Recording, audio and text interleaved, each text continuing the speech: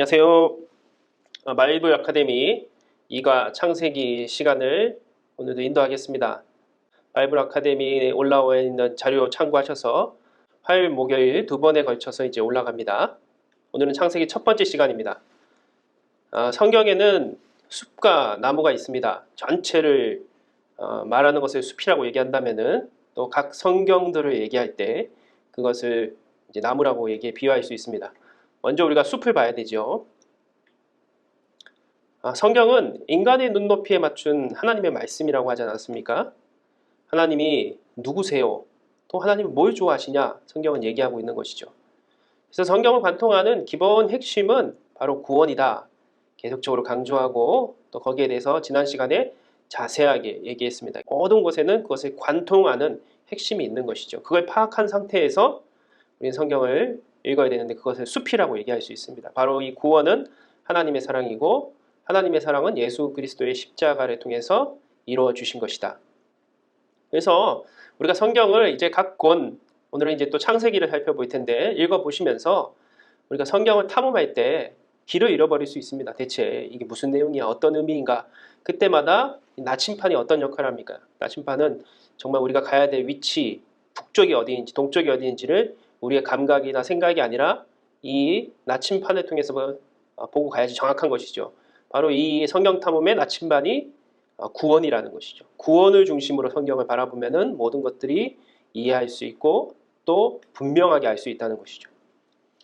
성경의 어떤 숲의 관점에서 바라볼 때 성경은 크게 두 가지로 나눠진다고 얘기하지 않습니까? 구약과 바로 신약입니다. 여기서 이 약은 약속이라는 의미인데 바로 성경에서는 이 약속을 언약이라고 얘기합니다. 새끼손가락을 걸고 꼭꼭 약속하는 것처럼 우리는 언약을 맺은 것이죠.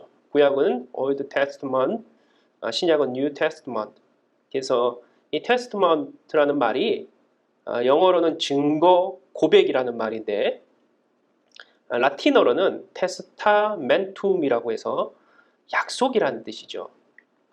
바로 이 구약은 예전 약속, 오래된 약속, 신약은 새로운 약속. 뒤에서 할 내용이지만 미리 말씀드리면 이 오래된 약속은 바로 모세를 통해서 하나님이 주신 언약의 율법, 그리고 이 새로운 약속은 바로 예수 그리스도를 통해서 하나님께서 완전하게 하신 새로운 구원의 약속, 그것을 이야기합니다. 그래서 보통 히브리어 성경은 우리가 구약, 또 다른 책들도 조금 있지만 구약만을 인정하고 있고 기독교 성경은 구약과 신약을 다 포함해서 인정하고 있죠. 보통 우리가 약속이라는 말, promise라는 말하고 언약이라는 말, covenant라는 말을 이제 구분해서 살펴봅니다. 약속은 뭐고 또 언약은 무엇일까요? 비슷한 것 같죠? 약속은 보통 사람 사이에서 맺는 것입니다. 새끼손가락을 꼭꼭 걸고 우리 맨날 몇 시에 만나자 그렇게 약속을 하지 않습니까? 아침 먹으러 어디에서 모이자 이렇게 약속하는 거, 내가 너한테 돈을 껐으니까 며칠까지 갚을게 이렇게 약속하는 것을 바로 사람 사이에 맺는 것을 약속이라고 하죠.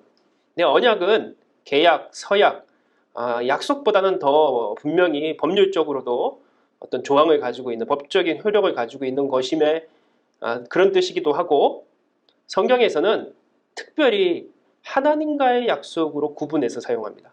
바로 하나님과 이스라엘 사이, 하나님과 우리 사이에 맺은 약속이죠.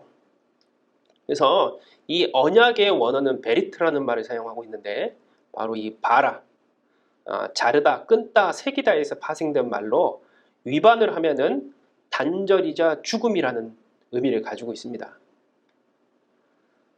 이 어원을 살펴보니까 옛날 이스라엘 사람들 또 중동에 있는 사람들은 어떤 계약을 맺을 때에 짐승을 둘로 갈라서 여기 사이를 불을 붙이고 지나가게 했다는 것이죠. 그러면서 이 피냄새를 맡으면서 둘 사이에 이 약속을 어기는 자는 이런 짐승들과 같이 피를 맛볼 것이다. 죽을 것이다. 심판을 받을 것이다. 이런 것들을 이제 상징했던 것이 바로 이 언약의 원어입니다. 성경에는 세 가지 언약의 형태가 있습니다. 사람 사이에 동등한 입장에서 맺는 언약. 그래서 사무엘상 18장 3절에서 4절 보니까 요나단은 다윗을 자기 생명같이 사랑하여 더불어 언약을 맺었으며 요나단이 자기 입었던 겉옷을 벗어 다윗에게 주었고 자기 군복과 칼과 활과 띠도 그리하였더라. 사람 사이에 둘 사이에 그냥 약속보다 더 진한 언약을 맺는 것이죠. 하나님께서 또 어떤 인간적인 부분에서도 서로 어떤 일방적인 입장에서 맺는 언약이 있습니다. 그 왕족 중에 하나를 택하여 언약을 세우고 그에게 맹세하게 하고 또 그 땅에 능한 자들을 옮겨간다니 이는 나라를 낮추고 스스로 서지 못하고 그 언약을 지켜야 능히 서게 하려 하였음이거늘. 일방적으로 하나님께서 택하셔서 언약을 세우셨다. 네, 성경에서 우리에게 가장 중요한 이 언약, 바로 하나님과 맺은 언약은 하나님이 일방적으로 맺은 것이 아니라 하나님의 주권 가운데 우리와 맺은 언약입니다. 그래서 하나님의 신실함과 하나님은 그 언약을 절대 인간적인 약속들은 어떤 이유로 인해서 지키지 못할 수 있지만 하나님은 절대 그 약속을 깨지 않을 것이라는 그 언약의 신실함, 그리고 인간은 하나님과 맺은 언약에 대한 책임을 져야 되고 그리고 하나님과 언약을 지키지 못할 때는 대가를 치러야 된다는 것이죠. 지키면은 복이고 지키지 않으면 징계를 주신다. 그런데 이 징계라는 것 자체도 사실은 하나님이 우리를 벌주기 위한 것이 아니라는 것이죠. 이 징계의 무서움을 통해서 사실은 하나님과의 그 언약의 약속을 철저하게 지키게 만들려고 하시는, 그래서 좋은 길로 이끌게 하시려는 것이죠. 신명기 29장 9절을 보니까 그런즉 너희는 이 언약의 말씀을 지켜 행하라. 그리하면 너희가 하는 모든 일이 형통하리라. 바로 이 신약은 예수님을 통해서 새 언약, 아까 말씀드린 것처럼 뉴 테스트먼트라는 말이 새로운 언약이죠. 바로 이 구약의 율법을 완성하여서 율법을 지키는 것으로 끝나는 것이 아니라 이제는 율법을 하나님의 예수 그리스도의 십자가를 통해서 완전하게 하셔서 예수님을 믿는 믿음으로 죄를 용서하게 하시고 구원하게 하신다. 그러니까 예수님이 어떻게 죄를 용서하시고 예수님이 왜 필요한지는 지난 시간에 다시 한번 구원에 대한 부분들을 한번 살펴보십시오. 1과 2번째 시간 거기에 자세히 나와 있습니다. 그래서 하나님은 예수님을 통해서 이제 새로운 언약을 맺었다. 그것이 바로 신약이다. 누가복음 22장 20절에 보니까 저녁 먹은 후에 잔도 그와 같이 하여 이르시되 이 잔은 내 피로 세우는 새 언약이니, 바로 이 언약이 하나님께서 예수님을 통해서 맺은 새로운 언약, 믿는 자에게 주시는 구원의 언약이죠. 곧 너희를 위하여 붓는 것이라.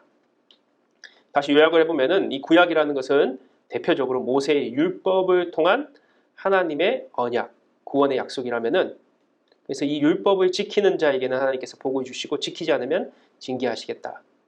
그러면 신약은, 새로운 하나님의 언약은 바로 예수 그리스도를 통한 율법이죠. 그 율법은 그냥 율법처럼 뭔가 성문서를 가지고 있는 율법이 아니라 사랑의 율법이죠.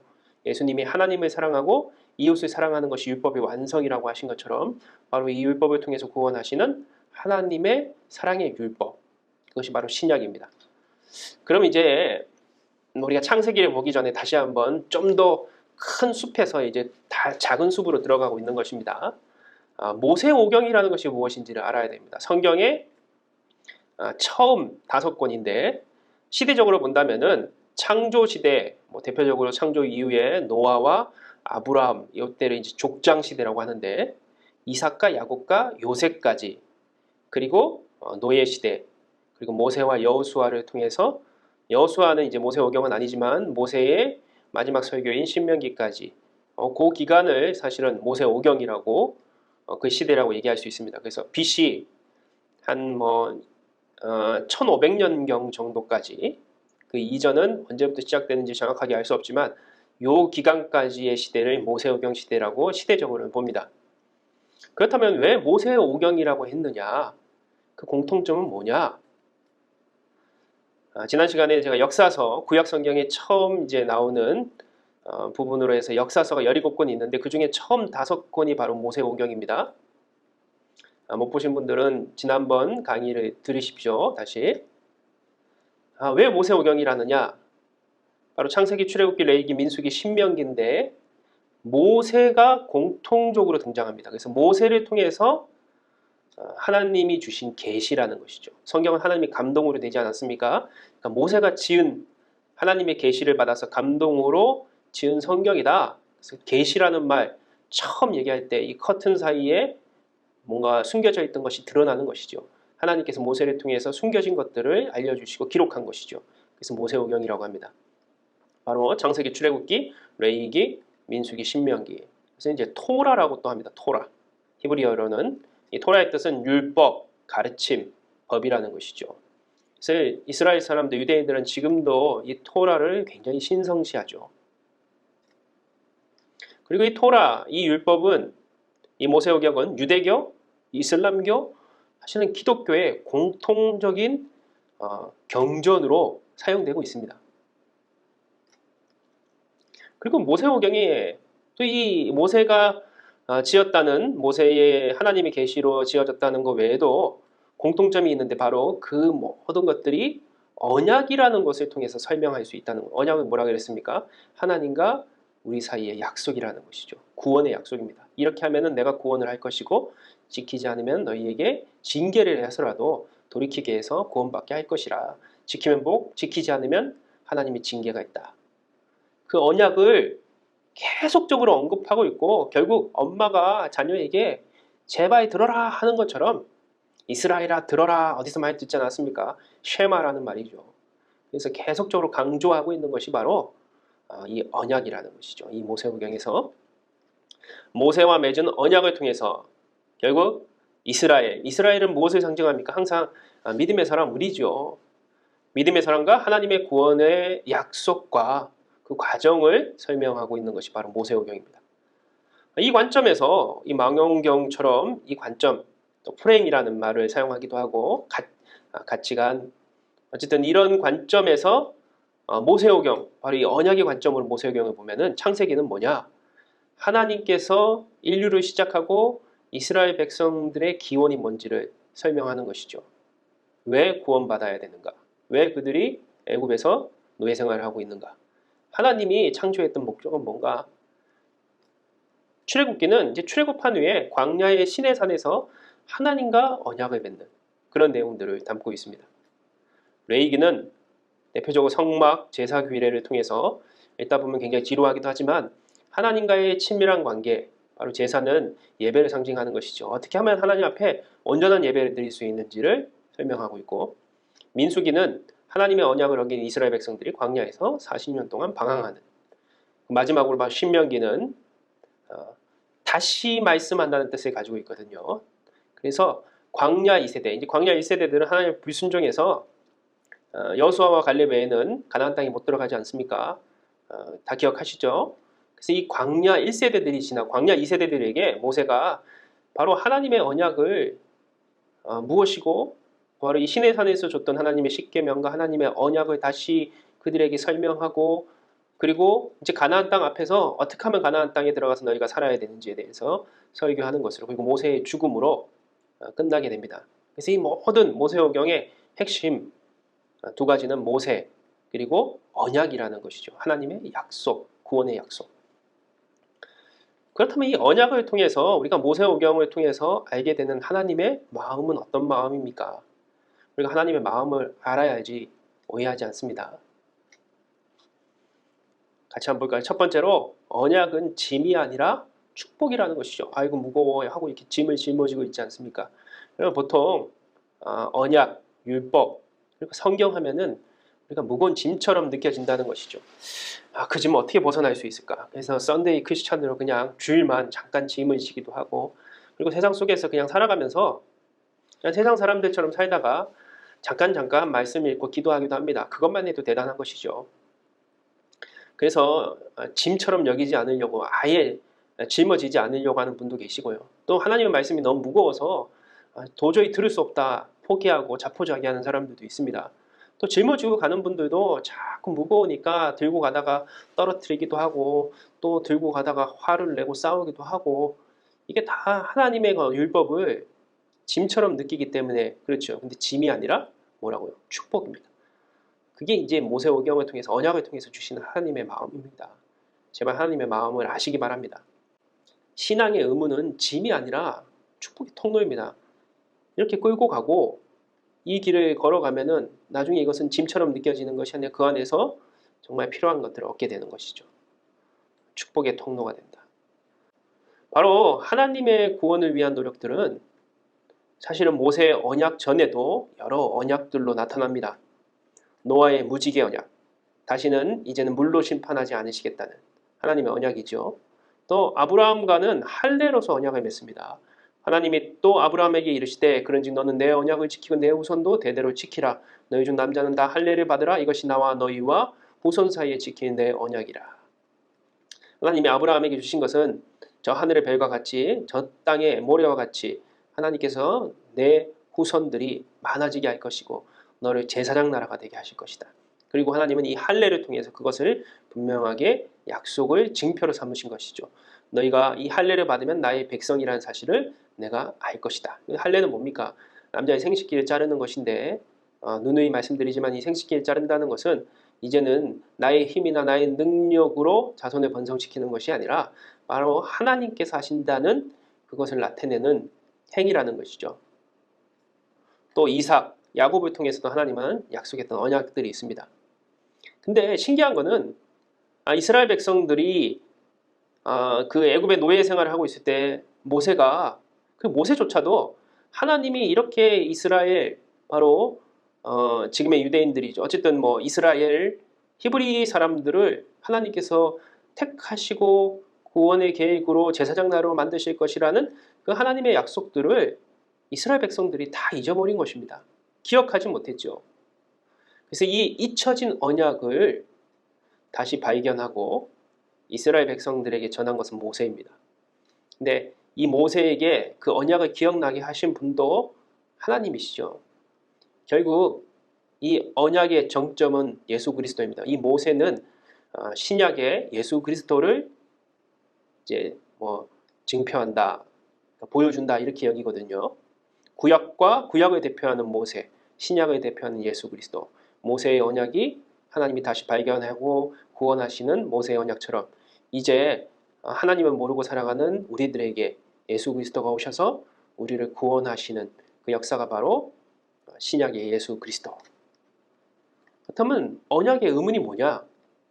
하나님이 이스라엘 백성들을 처음에 언약하셨다가 그냥 포기하시고 더 잘 듣고 더 열심히 하고 더 그렇게 할 수 있는 백성을 택하면 되는데 목이 곧은 백성인 왜 이스라엘 백성들을 하나님은 놓치지 않고 계속 택하셨냐? 이게 바로 미스테리죠. 그리고 이게 바로 하나님의 구원의 방법이라는 것입니다. 이게 하나님의 구원의 방법이니까 우리는 거기에 대해서 얘기할 수가 없어요. 하나님 구원의 방법이 무엇입니까? 하나님은 구원받을 자격이 있는 사람을 택한 것이 아니라 먼저 택하십니다. 너희가 나를 택한 것이 아니라 내가 너희를 택하여 세웠나니. 요한복음 15장 11절의 말씀처럼 택하고 구원받을 사람으로 만들어 가신다는 것이죠. 이게 얼마나 은혜입니까?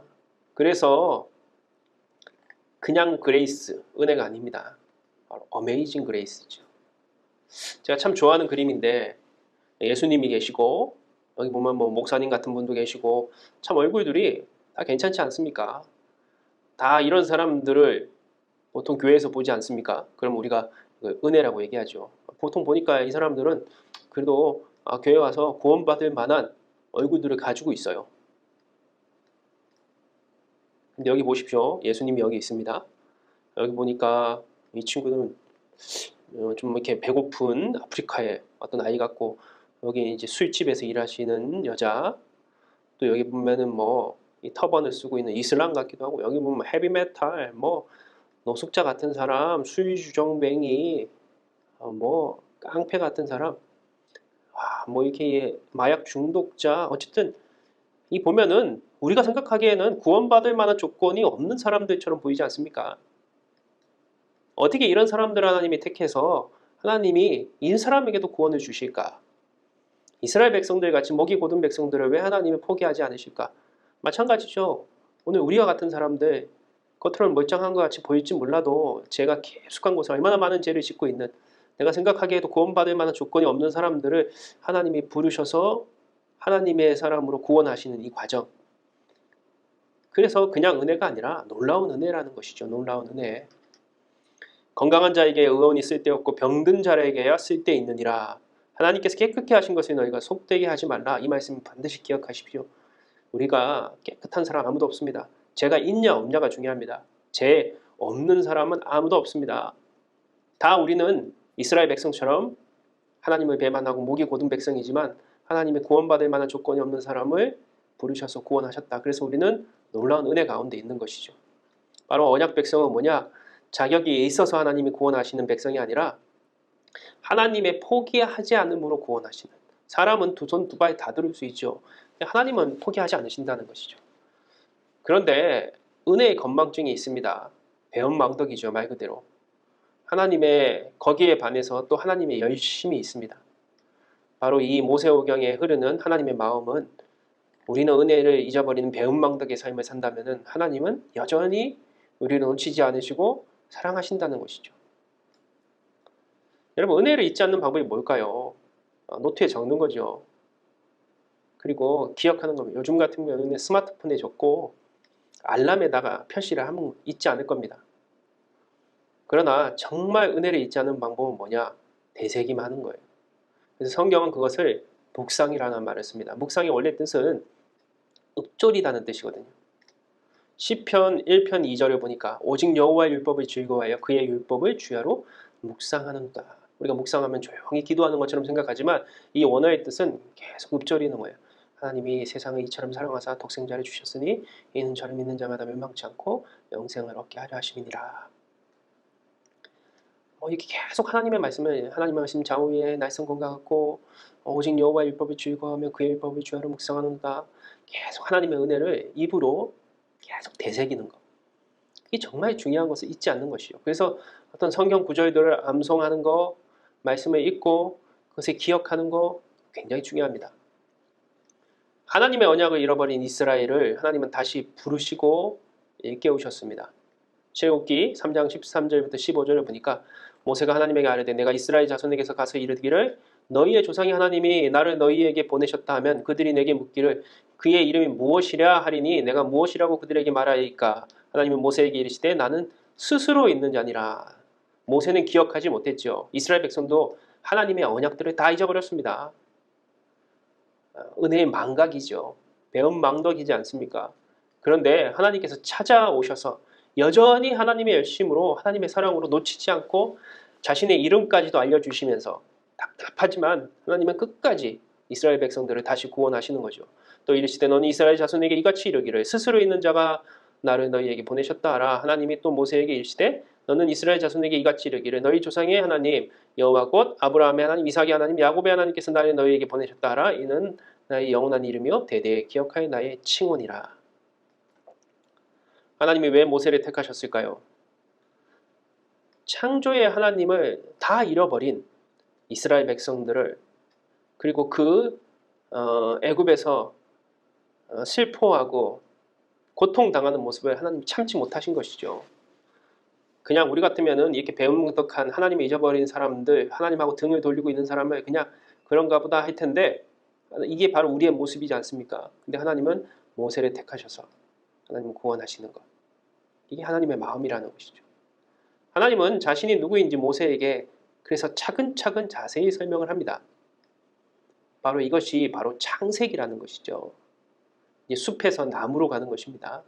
창세기가 그냥 나온 것이 아니라 하나님이 이스라엘 백성들을 잃어버린 하나님이 누군지를 잃어버린 이스라엘 백성들에게 이제 하나님이 어떤 분이신지를 창조에서부터 그리고 너희가 왜 잃어버렸는지 그리고 그 타락이죠.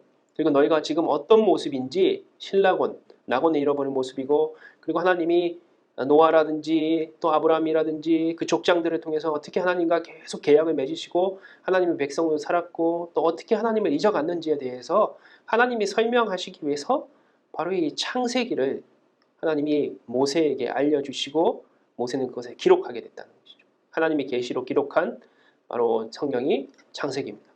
이 창세기의 시작은 1장 2절에 이렇게 시작하지 않습니까? 태초에 하나님이 천지를 창조하시니라. 그냥 읽으면은 단순히 그냥 성경의 한 구절인 것처럼 느껴지지만 이런 관점에서 이 말씀을 읽으면 하나님의 얼마나 답답한 마음과 또 그것을 설명해주고 싶어하는 하나님의 사랑의 마음이 이 안에 있는 것이죠. 내가 누군지 아느냐? 바로 태초에 이 전 세계를 지금 너희가 있는 이 애굽, 너희가 거대하게 생각하고 정말 이 세상의 중심이라고 생각하는 그 애굽도 사실은 하나님이 만드신 창조물 중에 하나라는 것이죠. 내가 창조하였다 선언하신 것입니다. 창세기는 바로 제네시스, 영어로는 뜻이 기원, 근원, 태생이란 언제 시작됐냐. 그리고 하나님께서는 이 창세기를 통해서 굉장히 자세하게 창조와 타락과 신락원, 또 그것을 다시 하나님께서 가죽옷을 입히시고 또 여자의 자손이 뱀의 머리 상하게 하고 어떻게 하나님께서 또 구원하시는 데에서 설명하기 위해서 자세히 다루시는 것이죠. 그리고 하나님의 구원 약속을 여전히 잊지 않으신다는 사실을 알려주기 위해서 자세히 다루는 것입니다. 그래서 창세기는 성경의 처음이어서 성경 전체의 어떤 개요, 차례인 것이 아니라 이런 관점에서 하나님의 구원을 잊어버린 백성에게 하나님이 누구신지를 알려주기 위해서, 그리고 그동안 잊었던 것이 무엇인지를 하나하나 다 설명한다는 부분에서 성경 전체를 아우르는 하나의 개요와 같은, 차례와 같은 역할을 한다는 것이죠. 그러나 여전히 또 하나님을 잊어버리고 배신했던 이스라엘 백성들입니다. 모세를 통해서 출애굽을 하지만 이 모습이 바로 우리의 모습하고 비슷하지요. 광야, 이 모래밖에 없는 이곳에서 그래서 40년 동안 방황을 하게 됩니다. 여전히 우리는 하나님의 사랑 가운데 은혜를 잊어버리고 하나님과 멀어지려고 하는 삶을 산다는 것이죠. 그러나 하나님은 아이를 기다려주는 아버지처럼, 아이를, 그 아버지는 10가지 세면은 이제 오지 않으면 갈 거야 그렇게 얘기하다가도 아이가 그 안에 오지 않으면은 10에서 뭐 2까지 세다가도 1을 세지 않지 않습니까? 계속적으로 뭐 2의 반, 뭐 1의 반, 빨리 와, 기다려줄게, 빨리 와, 이렇게 하시는 것처럼 바로 이 신명기 34장의 광야 2세대에게 모세가 다시 하나님이 누군지를 설명해 주는 그 부분은 하나님이 끝까지 기다려주시는 그 하나님의 모습을 우리에게 보여주는 것입니다. 그 기회를 놓치지 말라는 것이죠. 하나님의 끝없는 사랑을 사실은 기억하는 법이 그래서 무엇입니까? 바로 성경이고 기도이죠. 그리고 이것이 만나는 곳이 예배입니다. 하나님의 언약, 우리를 놓치지 않으시려고 하는 그 하나님의 마음, 짐이 아니라 축복이다. 내가 너희를 올가매고 이 언약, 이 율법으로 너희를 고통스럽게 하려는 것이 아니라 너희가 이것을 잊어버리고 산다면은 하나님의 백성으로 복을 받고 살지 못하기 때문에 너희가 그것을 기억해라. 너희는 나하고 멀어지지만 나는 너희를 잊지 않을 것이다. 그래서 응답하는 자에게 복을 주신다. 하나님이 야 나에게 돌아와. 그랬을 때 네 하고 돌아가는 거죠. 그래서 예레미야 30장 22절입니다. 너희는 내 백성이 되겠고 나는 너희 하나님이 되리라. 이게 하나님이 정말 이 모세오경 또 언약을 통해서 우리에게 바라시는 것입니다. 지금도 원하시는 것이죠. 이제 숲을 봤다면 이제 구체적으로 오랫동안 계론과 같은 부분들을 설명했는데 오늘은 이제 창세기 조금 다루겠지만 다음번엔 창세기 전체를 다룰 텐데 이제 나무 창세기를 한번 살펴보겠습니다. 창세기는 크게 두 부분으로 나눠집니다. 바로 창조부터 인류가 온 세상에 흩어지기까지 창세기 1장 1절부터 11장 9절까지 내용이 하나의 부분을 이루고 있고 이것을 원역사라는 말을 사용합니다. 두 번째는 족장시대이죠. 우리가 잘 아는 아브라함부터 시작해서 이삭과 야곱과 요셉으로 끝나게 되는, 그래서 굉장히 이 부분들은 또 재밌기도 하고 드라마틱하기도 합니다. 이 부분이 바로 두 번째 창세기를 이루고 있는 부분입니다. 첫 번째 아까 얘기했던 인류의 기원을 다루고 있는 부분이 창세기 1장 1절부터 11장 9절이죠. 특별히 창세기 1장부터 2장은 하나님의 창조를 다루고 있습니다. 보통 이 창조를 다룰 때 창조론이냐 진화론이냐 그거 가지고 많이 싸우기도 합니다. 예전에는 미국 같은 경우에는 학교에서 창조론을 가르치다가 지금은 이제 창조론이 아닌 진화론을 가르친다는 얘기 들었습니다. 아니면 두 개 다를 같이 다루는 것이죠. 그래서 이것이 론이라는 말, 가설처럼 두 가지를 놓고 너희가 선택하라 이렇게 얘기한답니다. 진화론의 핵심이 무엇입니까? 원숭이로부터 인간으로 진화가 됐다는 거예요. 종의 진화. 사실 우리가 이것을 믿느냐 안 믿느냐, 아느냐 모르느냐 그거 가지고 지금 논쟁을 하진 않고요. 성경은 뭐냐? 성경은 진화론을 다루는 과학적인 책이 아니라고 분명히 얘기하지 않았습니까? 성경에는 원숭이가 인간이 됐다고 얘기하지 않습니다. 성경의 핵심은 뭐냐? 성경은 아까도 얘기한 것처럼 하나님이 누구신지, 또 하나님이 왜 우리를 구원하시는지, 그리고 우리를 끝까지 왜 놓치지 않고 계시는지에 대해서 설명하고 있는, 그리고 그것을 알게 되는 방법은 믿음이라는 방법으로 성경은 알게 만든다는 것이죠. 그래서 믿음의 관점을 통해서 봐야지만 성경을 제대로 이해할 수 있다. 성경은 과학을 위해서 쓴 책이 아니라, 그러기 위해서는 성경을 과학적으로 설명하려면 백과사전이 아니라 이 세상에 있는 모든 책들을 다 포함해도 다 과학적인 내용들을 담을 수가 없는 것이죠. 성경은 그게 아니라 하나님의 구원을 알려주기 위한 믿음의 책이라는 것이죠. 창세기 1장부터 2장에 있는 이 창조의 내용 중에 중요한 부분이 공간을 만드시고 채우셨다는 것입니다. 여기에 이제 창조의 목적을 발견할 수 있는 것이죠. 하나님은 먼저 공간을 만드시고 장소를 만드시고 그 안에 정말 필요한 것들을 채우셨는데, 그러면 공간이 목적일까요? 아니면 이 안을 채운 것이 목적일까요? 당연히 이 안을 채운 것이 목적이죠. 공간을 먼저 만들어서 그것이 살 수 있는 길을 만들고 거기에 채운 것이지 않습니까? 공간 또는 장소, 해당 공간을 채운 피조물이 있습니다. 하나님은 첫째 날 빛과 어둠을 만드시고 넷째 날 낮과 밤을 주관하는 광명체들을 만드셨습니다. 그러니까 빛과 어둠이 먼저 공간, 장소를 형성하고 그 위에 해와 달들, 별들이 있는 것이죠. 둘째 날에 물과 하늘을 만드셨어요. 그리고 나서 물고기와 새들을 만드셨어요. 이 물고기와 새들을 먼저 만드셨다면 어떻게 됐을까요? 물고기는 다 말라 죽었겠죠. 새들은 어디로 날아다닙니까? 하늘도 없는데. 그러니까 장소를 먼저 만드셨어요. 그리고 그것을 채우셨죠. 비옥한 땅을 셋째 날 만드시고 여섯째 날 사람과 땅의 동물들을 만드셨습니다. 그리고 마지막 날 일곱째 날은 안식하시고 기뻐하셨죠. 그래서 이 모든 과정들을 쭉 보게 되면은 이 모든 것들은 결국 누구를 위해서 만드느냐? 그 정점에 인간이 있다는 것이죠. 사람이 있다는 것이죠. 창조의 정점이며 목적이 인간이라는 것입니다. 하나님은 만드시고 기뻐하셨고, 그것을 끝난 것이 아니라 하나님은 해야 될 사명을 주셨습니다. 창세기 1장 27절부터 28절에 보니까 하나님이 자기 형상 곧 하나님의 형상대로 사람을 창조하시되 남자와 여자를 창조하시고 하나님이 그들에게 복을 주시며 하나님이 그들에게 이르시되 생육하고 번성하여 땅에 충만하라. 땅을 정복하라. 바다의 물고기와 하늘의 새와 땅에 움직이는 모든 생물을 다스리라. 하나님의 형상대로 창조하셨고, 그리고 생육하고 번성하고 생물을 다스리는 하나님의 사명을 주셨죠.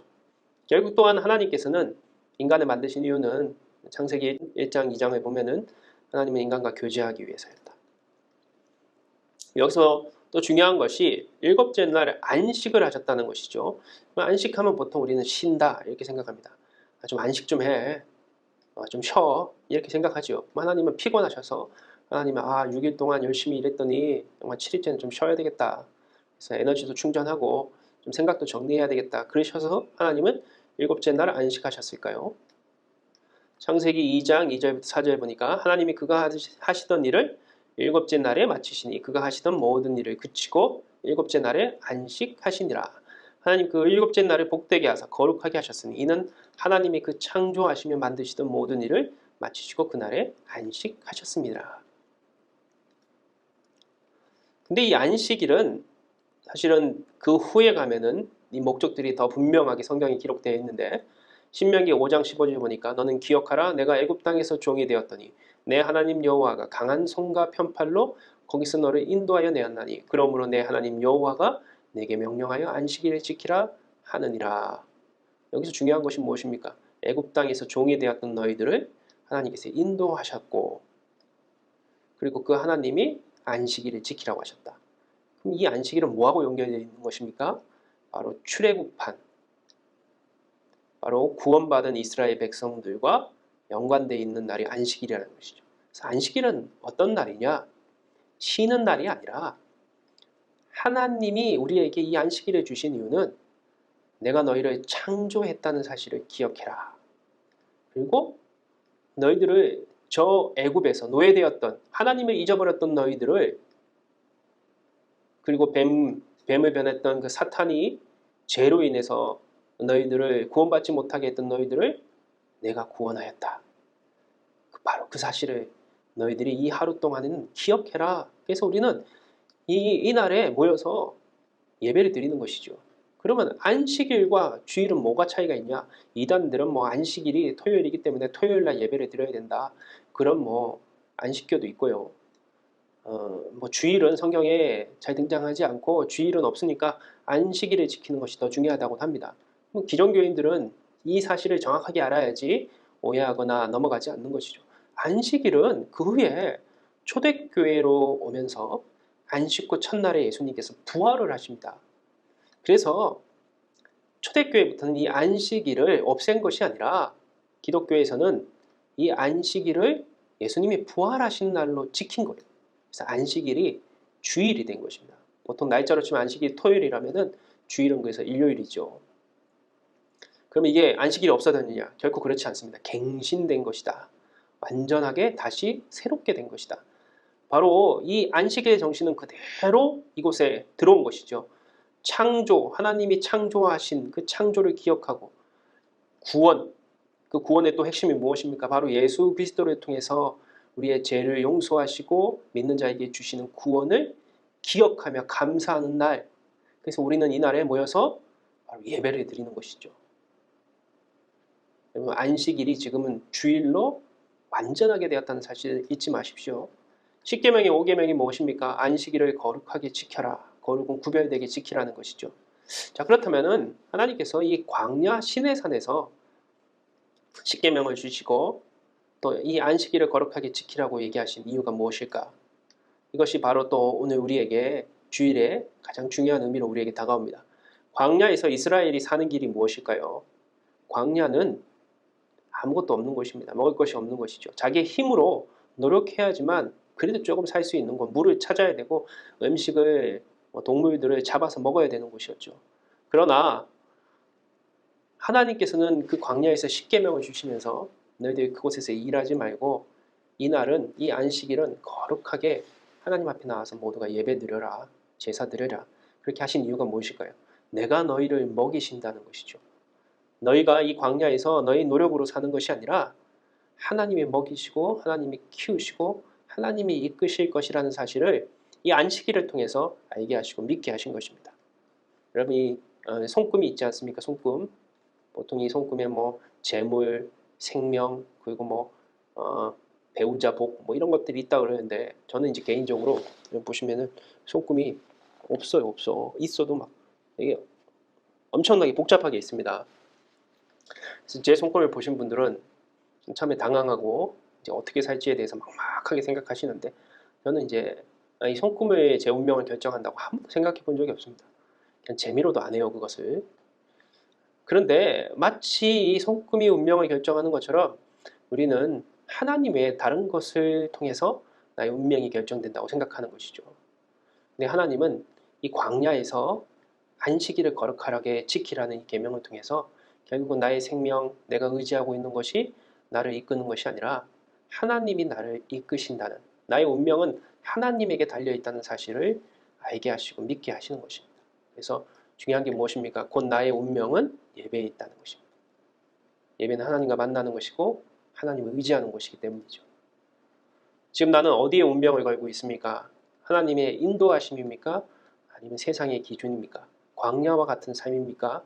그 광야 가운데도 하나님의 안식일을 지키려고 하는 그 모습을 하나님은 지켜보고 계십니다. 그리고 그 믿음을 보시고 하나님은 분명히 그 언약대로 믿는 자에게는 복을 주실 것이고 믿지 않는 자에게는 하나님께서 깨닫게 하실 것이라는 것이죠. 사람의 길이 있고 언약의 길이 있습니다. 사람이 걸어가고 있는 길이 있죠. 이 산도 있고 좋은 길처럼 보입니다. 언약의 길, 사실은 뭐 여기다가 험한 길을 그려놓고 싶었는데 여러분들 그런 길 안 그려도 힘든데 그런 길을 보는 것만 해도 힘드실 것 같아서 언약의 길 하면 막막하고 무거운 짐처럼 느끼십니까? 그러나 분명히 이 말씀을 기억하십시오. 잠언 16장 9절입니다. 사람이 마음으로 자기의 길을 계획할지라도 그의 걸음을 인도하시는 이는 여호와이시니라. 다른 말로 얘기하면은 사람이 계획하는 길은 사람의 길입니다. 그 길은 그 사람만큼 인도함 받을 것입니다. 그 사람의 능력이 뛰어나면은 그만큼 그 사람에게는 혜택을 얻을 수 있는 길이 될 수도 있지만 또 그 앞길엔 무엇이 있는지 모릅니다. 돌이 떨어질지 낭떠러지가 있을지 아무도 모르는 것이죠. 아무리 농부가 씨를 열심히 불러도 비가 오지 않고 태풍이 불면은 다 그 열매들을 거둘 수 없는 것처럼 우리가 아무리 계획해도 얻지 못하고 예측하지 못하는 길이 사람의 길입니다. 그러나 하나님의 길은 어떤 길입니까? 그 길에 무엇이 있는지는 모르지만 하나님이 함께 하신다면 하나님이 보호하시고 인도하시고 쉴만한 물과 푸른 초장으로 인도하실 것이라는 사실을 놓치지 않는 것이죠. 사람이 마음으로 자기 일을 계획할지라도 그의 걸음을 인도하시는 이는 여호와시라. 이게 하나님의 길입니다. 언약의 길입니다. 여러분 이제 창세기 다음번에는 타락부터 시작해서 좀 더 자세하게 창세기에 대한 부분들을 이제 두 번에 걸쳐서 하는데 첫 번째 시간 끝났고요. 두 번째 시간에는 이제 창세기의 내용들을 좀 자세하게 살펴볼 것입니다. 여러분들 잊지 않고 계속적으로 해야 될 일이 무엇입니까? 성경을 읽으십시오. 목요일 날 이제 두 번째 시간이 올라옵니다. 창세기 50장입니다. 저도 열심히 읽겠습니다. 여러분들 읽으시고 어떤 분이 창세기 50장이라고 하니까 한숨을 쉬시는 분들이 계신데 근데 창세기는 참 재미있어요. 여러분들 읽으시면은 읽으실 수 있습니다. 놓치지 마시고 읽으시기 바랍니다. 자료 다운을 받으십시오.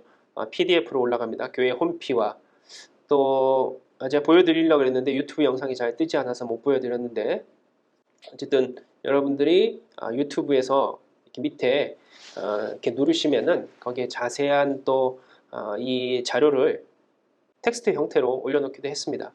여러분 다음엔 제가 한번 그 부분도 설명할 텐데 아시는 분들은 이렇게 보실 텐데 그러면 유튜브 영상을 보면서 그 텍스트를 이렇게 보면서 쫓아올 수도 있고요. 말씀 묵상하고 시간 정해서 기도하시고 말씀대로 살기 위해서 노력하시기 바랍니다. 다음 시간 창세기 두 번째 시간으로 다시 만나 뵙겠습니다. 감사합니다. 수고하셨습니다.